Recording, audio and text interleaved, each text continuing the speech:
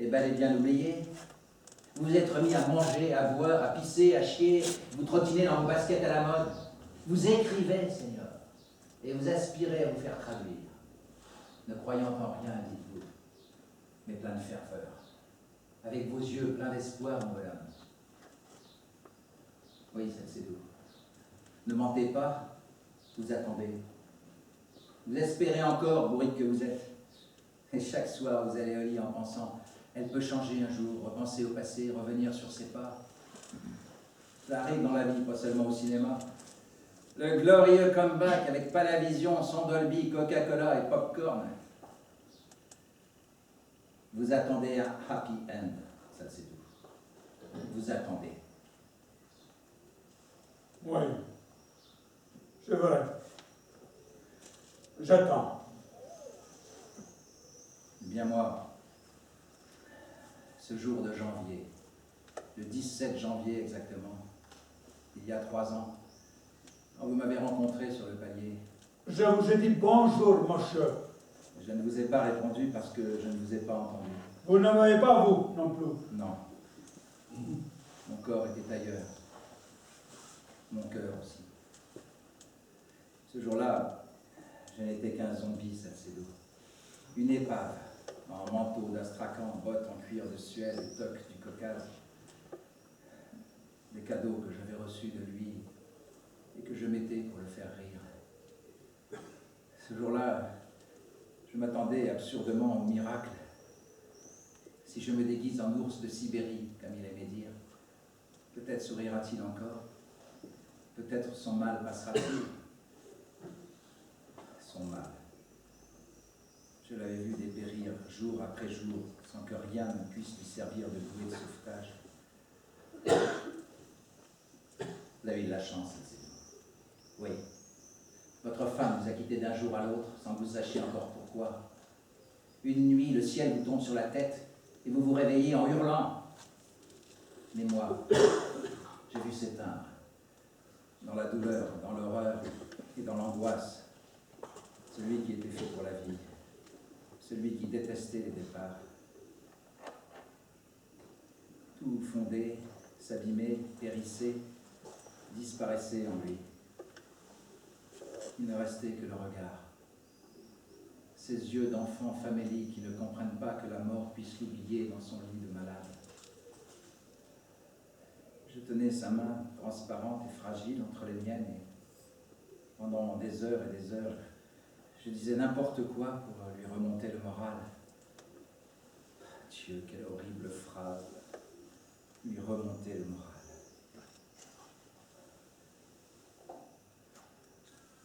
Le silence. Son silence. Et son regard qui me faisait paniquer. Et je continuais mes pitreries, incapable d'avoir le courage de plonger mes yeux dans les siens pour lui dire « Oui, je sais, tu vas partir. Et nous ne croyons pas, ni toi, ni moi, à une rencontre au-delà du temps et des étoiles. Pour nous, la cendre retourne à la cendre. Ton corps disparaîtra. Et il n'y aura que ma mémoire pour te garder en vie. Et moi aussi, un jour, je mourrai. Et les siècles passeront sur nos tombes. Et rien alors ne restera de nous. Un nom inscrit sur la pierre, des dates, rien. J'ai parfois joué avec l'espoir d'un quelconque au-delà dans les profondeurs insondables de la terre, limbe, paradis, enfer. J'ai cherché fiévreusement dans les religions les plus anciennes. J'ai puisé avec acharnement dans les mythes antiques, mais rien. Toujours rien. Je manquais de foi. Il aurait fallu que je croie très fort, moi, pour le faire croire, lui. Je ne pouvais pas. Le désespoir me rongeait de plus en plus.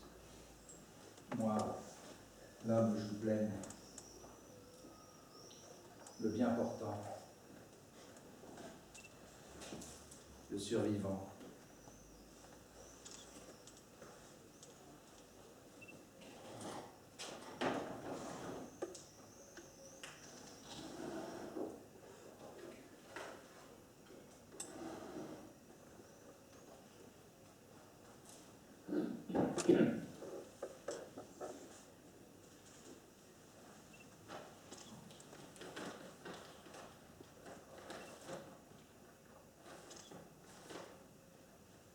L'usure du courage se fait sentir de plus en plus en moi. Un jour, je rate un train. Une autre fois, c'est des activités où je me sais facilement remplaçable et pourtant je ne suis pas là. Je ne viens pas te voir. Je me fais une habitude d'arriver très en retard, de repartir quand j'aurais pu rester. Toi, tu ne dis rien. Tu n'as pas la force de parler. Et je ne sais même pas si ce qui reste de toi, on peut l'appeler encore un regard. Mais je ne supporte pas tes yeux qui semblent s'agrandir encore un peu. On voit son âme, a dit un jour quelqu'un. As-tu entendu? Son âme. On voit ton âme comme si tes yeux étaient devenus des fenêtres sur lesquelles plonger pour contempler de loin des reflets sur la mer, des montagnes enneigées, des mouettes. Je ne supporte plus ces yeux, tes yeux. Ne m'en veux pas. Tu m'as connu frivole, insouciant, lâche. À force de ne vivre que dans les livres et pour les livres, tu crois être immortel, m'as-tu dit un jour, quand tu souriais encore, et que tes yeux n'étaient que des miroirs, le lisse et limpide miroir où je pouvais plonger sans crainte mon propre regard. Ne m'en veux pas si je n'ai plus la force de venir te voir. Je ne pense qu'à toi. Je ne vis que pour toi. Je suis en toi.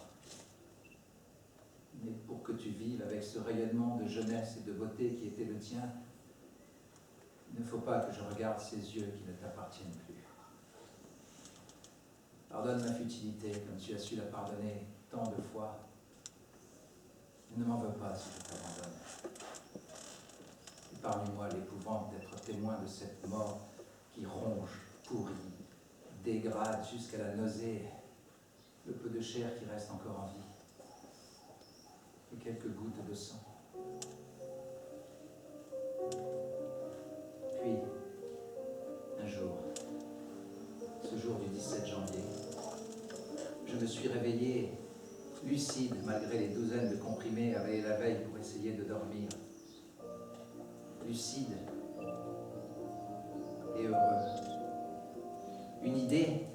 Non, une certitude m'a réveillé comme un coup de vent des steppes. Et si je retournais le voir? Et si je m'habillais avec cette toque, ce manteau, ces bottes dont il m'avait fait cadeau? Et si j'arrivais en disant « Voilà l'ours que Père Noël t'amène tout droit du fin fond du Caucase » Rire. Le faire rire. Si j'arrivais encore cette fois à le faire rire. Si je pouvais le faire rire. Je n'ai trouvé qu'un drap tout blanc. Sur un lit tout blanc. Dans une chambre toute blanche.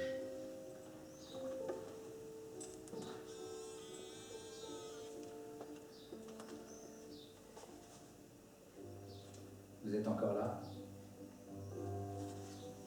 Voisin, celle c'est d'où? Seigneur. Oui, monsieur. Et je vous écoute. Je suis là.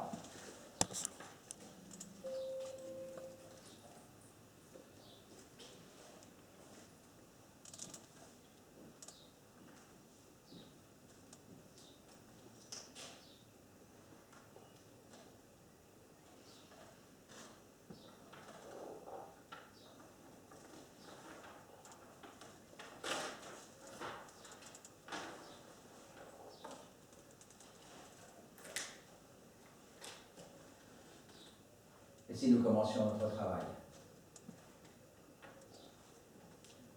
La nuit est jeune. Et demain, c'est dimanche.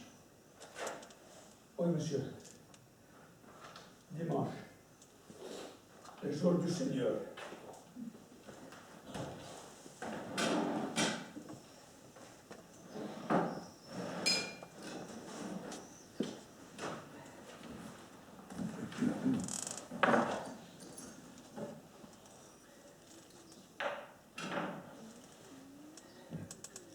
Voyons la première phrase.